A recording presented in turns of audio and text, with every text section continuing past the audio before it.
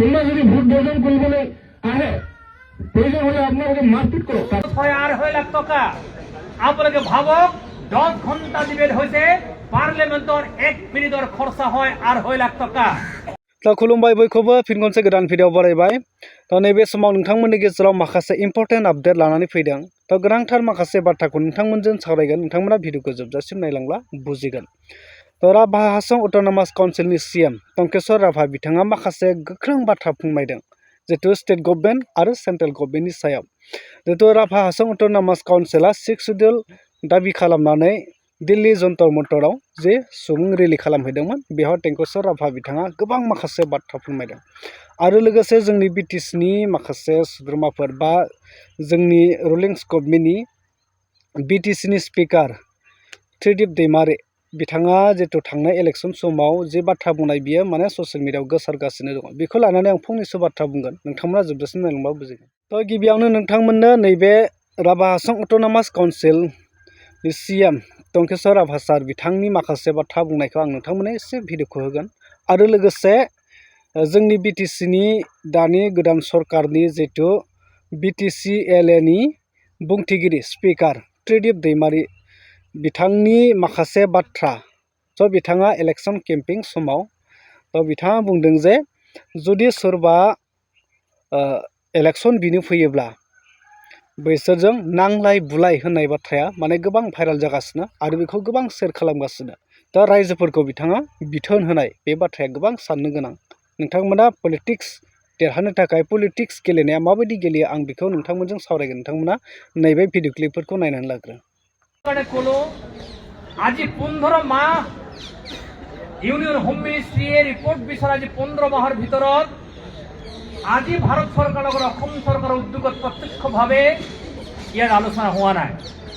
কিন্তু আপোনালোকে শুনি আচৰিত কৰক, যোৱা পৰহি 10 ঘণ্টা ধৰি ভাৰতবৰ্ষৰ পাৰ্লিমেণ্টত বন্দে মাতৰম গীতটিক লৈ 10 ঘণ্টা চৰ্চা হৈছে।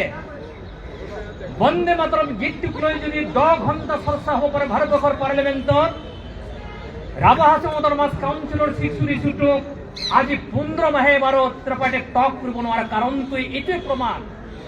ইউনিয়ন হোম মিনিষ্ট্ৰীৰ সদিচ্ছাৰ অভাৱ, অসম চৰকাৰৰ সদিচ্ছাৰ অভাৱ, রাভা হাসং অট'নমাস কাউন্সিল এলেকাটোক বিদেশী মুক্ত কৰি তাক সাংবিধানিকভাৱে অন্তৰ্ভুক্ত কৰি তাত বসবাস কৰা 7 লাখ মানুহৰ সাংবিধানিক অধিকাৰ সুনিশ্চিত কৰিবৰ কাৰণে তাত বসবাস কৰা জনজাতি ৰাইজৰ সাংবিধানিক প্ৰাপ্যৰ পৰা বঞ্চিত ৰখাৰ যে পৰিকল্পনা, তাত বসবাস কৰা বিভিন্ন জাতি জনজাতি ধৰ্মাৱলম্বী খিলঞ্জীয়া মানুহসকলৰ সাংবিধানিক প্ৰদত্ত সুবিধাসমূহৰ পৰা বঞ্চিত কৰি ৰখাৰ কৌশলটো হৈছে আজি 15 মাহ ধৰি ভাৰত চৰকাৰৰ লগত যি ত্ৰিপাঠীক টক আজিলৈকে আৰম্ভ নহ'ল। ই আমাৰ কাৰণে আটাইতকৈ দুৰ্ভাগ্যজনক কথা। আজিৰ এই মঞ্চৰ যোগেদি মোৰ আহ্বান থাকিব অসম চৰকাৰৰ মুখ্যমন্ত্ৰী ডাঙৰীয়াৰ প্ৰতি যে এটা বন্দে মাতৰমক লৈ যদি 10 ঘণ্টা পাৰ্লিমেণ্টত চৰ্চা হ'ব পাৰে, য'ত পাৰ্লিমেণ্টত 1 মিনিট খৰচ হয় 2.5 লাখ টকা। আপোনালোকে ভাবক 10 ঘণ্টা ডিবেট হৈছে পাৰ্লিমেণ্টৰ 1 মিনিটৰ খৰচা হয় 2.5 লাখ টকা। 2.5 লাখ টকা খৰচ কৰি ফেলে যদি 10 ঘণ্টা ডিবেট হোৱাৰ পিছত কোনো সলিউশ্যন নোলায়, আজি 15 মাহে তেনেকে ৰখাটো অতি দুৰ্ভাগ্যজনক। তাৰ কাৰণে আগন্তুক নিৰ্বাচন আহি আছে, তাৰ কাৰণে সংগ্ৰাম অসমত চলি আহিছে আৰু সেই সংগ্ৰামৰ পৰিণতি স্বৰূপত দিল্লীত আমি জনাবৰ কাৰণে আহিছো যে আমাৰ কথা শুনক, আমাৰ কথা বুজক, আমাৰ কথা দিল্লীৰ পৰা অসম চৰকাৰৰ মুখ্যমন্ত্ৰী শুনক, অসমৰ মন্ত্ৰীসকলে শুনক, অসমৰ কেবিনেট গ্ৰুপ অফ মিনিষ্টাৰে দিল্লীক বুজাই দিয়ক ৰাভা হাসং অট'নমাস কাউন্সিলৰ 7 লাখ মানুহৰ জনসাধাৰণৰ আশা আৰু আকাংক্ষা যদি পূৰণ নহয় তেতিয়াহ'লে অসমৰ আশা আকাংক্ষা পূৰণ কেতিয়াও হ'ব নোৱাৰে। গতিকে এই দৃষ্টিভংগী মই আপোনালোকক ক'লো। গতিকে আজি বিভিন্ন সময়ত আপোনালোকে গম পায়, আপোনালোকে ভালকে গম পায়, আপোনালোকে দেখিছে, আপোনালোকে দেখিব পাব, আপোনালোকে চাব য'ত ৰিপাব্লিক ভাৰতৰ এটা টক শ্ব' আৰম্ভ হয় যে পুছতা হয় ভাৰত, তার এটা प्रोग्राम है।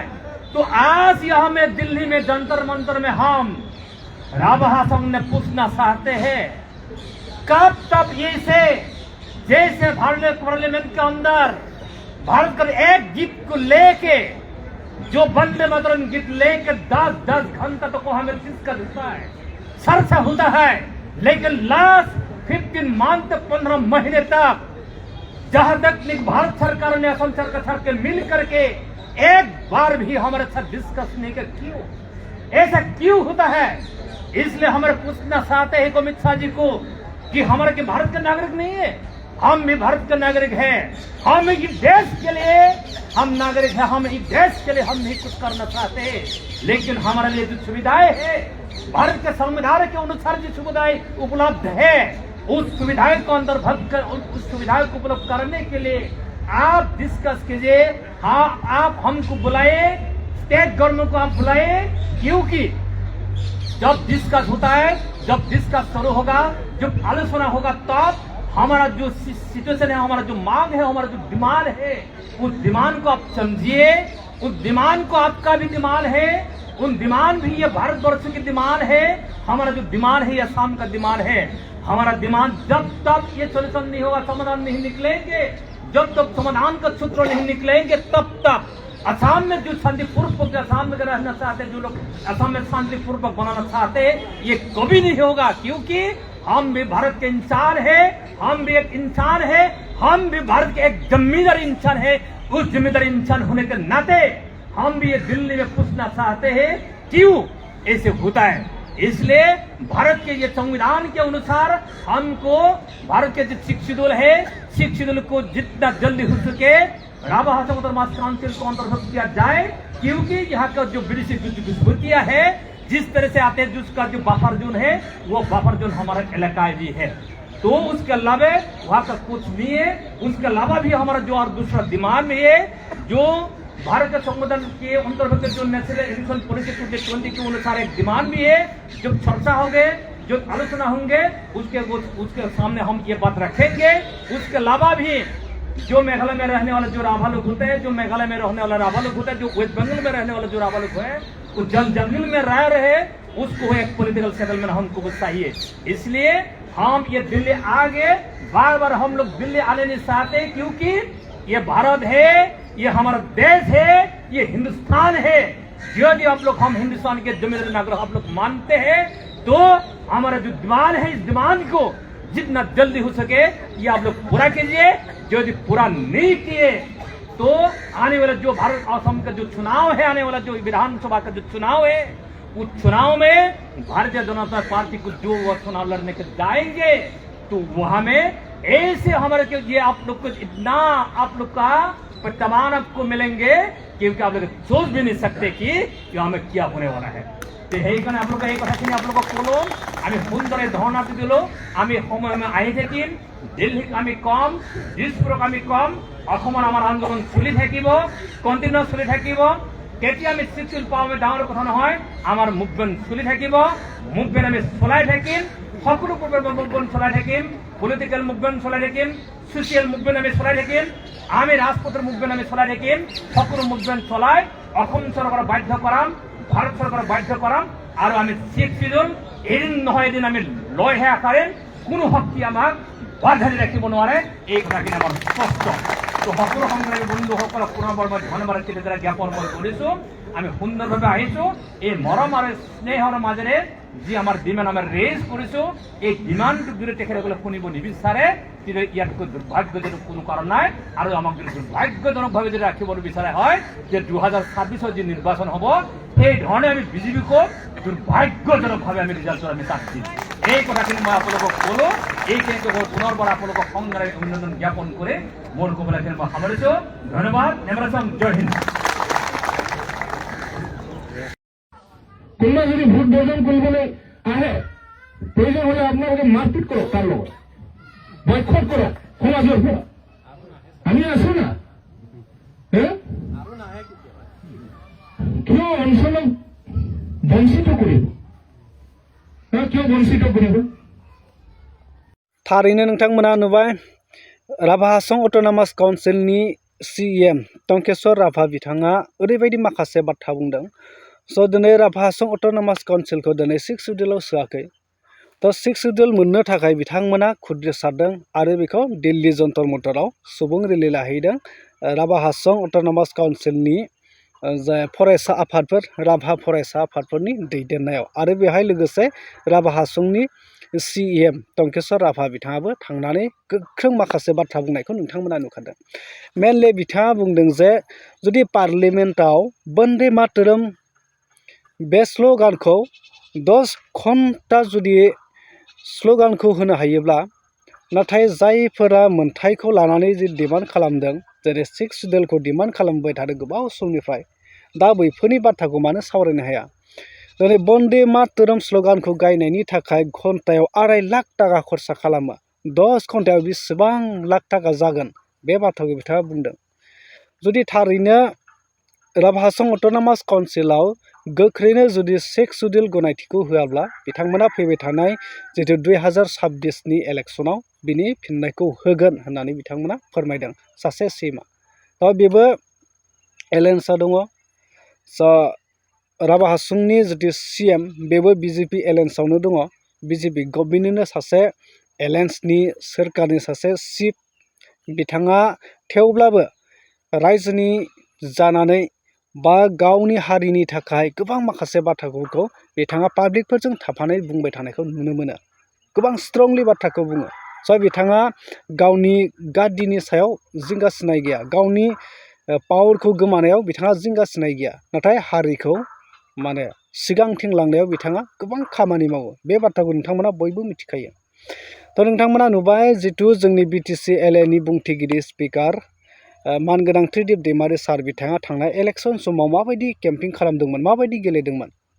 बेखौनो बुंनो नागिरदों जितु जोंनि BTCनि जितु पलिटिशियान लिडारफोरा गावखौ पावाराव लाबोनो थाखाय हारि जाति गासैखौबो बावलांजोबो आरो बिथांमोना मा सानो अनलि पावार लुबैनानै सोरनोबा माबा मोनसे जासिनाय आरो दिनै नोंथांमोना नुदों हारिखौ बा रायजोफोरनि गेजेराव मोनसे गाज्रि थासारि सोमजिहोनो नागिरनाय। बिथांमोना बुङो जे सोरबा जुदि एरिया मोनसेखौ कब्जा खालामना लादों, माने गुबुन दोलोआ बिथांनि बुंनाय बायदिब्ला एरिया मोनसेखौ बा ओनसोल मोनसेखौ बन्सित खालामना दोनदों गुबुन दोलोआ आरो बेखौ उदां खालामगोन सोर? BPF हान्जाया बेखौ उदां खालामगोन। बेखायनो सोरबा जुदि भट बिनो फैयोब्ला बैसोरखौ बुनानै हर, बैसोरजों नांलाय होननाय बाथ्राया गोबां साननो गोनां। जुदि रायजोफोरनि सिगाङाव बेफोरबायदि बुङोब्ला ओरैबायदि माने सासे लिडारनि गुना बहा थानो? माने पलिटिक्सआथ' बयबो गेलेखागोन, बिफाबो गेलेगोन, BJP गासैबो रिजनेल पलिटिकेलनिफ्राय लानानै नेसनेल पलिटिकेल लेभेलसिम गासैबो माने पलिटिक्स लिडारानो माने इलेक्सनखौ गेलेहैगोन, भट बिनो थांखागोन। जुदि रायजोफोरनि सिगाङाव बेफोरबायदि फोरोंनानै गारबोयोबा लिडारा, अब्ला बे लिडारनि गुना माबायदि जागोन? दिनै नोंथांमोना नुदों जोंनि BTCनि चिफ बिथांमोना ओरैबायदि बाथ्रा बुङो जितु जेबो खहायानो गैया, जोंनि हारिया जेबो माने जेंनायानो सोमजियाखै। बेफोरबायदि बाथ्रा बुङो नोंथांमोना नुदों। बिनि अनगायै जोंनि जितु BTCआव जे थासारि जाबाय थादों बेखौ सलुसन खालामनायनि जेबो राहाखौनो लाया, नाथाय जेंनाखौ बांहोबाय थानायखौ नुयो। जेरै टंकेश्वर राभामोन बायदिया नुदों माबायदि स्ट्रंलि नांगौब्ला आंनि सिटआनो दा थाथों, थेवब्लाबो आं रायजोफोरजों थाफानानै रायजोफोरनि थाखाय खामानि मावगोन। बेफोरबायदि साहस लानानै बिथांमोना बाथ्राखौ बुङो। दिनै दिल्लीनि सरकारखौ बिथाङा धमकि होनो हायो, आसाम गभर्नमेन्टखौ बिथाङा धमकि होनो हायो, नाथाय जोंनिया मा सिं जानानै थायो। माने गादिखौ गोमाजानो गियो, पावारखौ गोमाजानो गियो। बेनो जोंनि मेन दुरबलताया, बिराद दुरबलता। गावनि गोहोखौ गोमाजानो गिनायानो जोंनिया दुरबलता। हारिया जेखि जाया बा जातिया जेखि जालाङा बेखौ जेबो सिन्था गैया, नाथाय गावनि पावार गोमानायखौसो जिंगासियो। बैफोरबायदि लिडारफ्रा माने हारिखौ माबायदि दैदेनगोन गोबां साननो गोनां। दिनै नर्थ इस्टआव नोंथांमोना नुदों त्रिपुरायावबो BJPनि एगेन्स्टै बा नेसनेल पलिटिकेल्स पार्टिनि एगेन्स्टआव सारा त्रिपुरायावनो दिनै सोमावसारदों आरो BJP पार्टिखौ माने आउट खालामनो थाखाय बिथांमोनाबो थांखि लागासिनो दङ।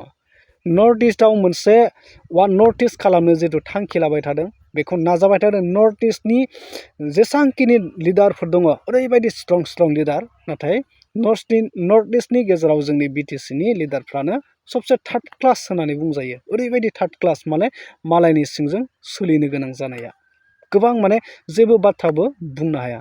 बेवहाय नोंथांमोना मा बुंनो सानो, मा फोरमायनो सानो नोंथांमोना बुजिखाबाय। बेखायनो नोंथांमोना कमेन्ट खालामना फोरमायदो आं बांद्राय बाथ्रा बुंनो सानाखै नोंथांमोना भिडिअखौ शेयार खालामदो। थ' बेनोसै नेक्स्ट आपडेटआव लोगो मोनगोन टाटा बाय बाय।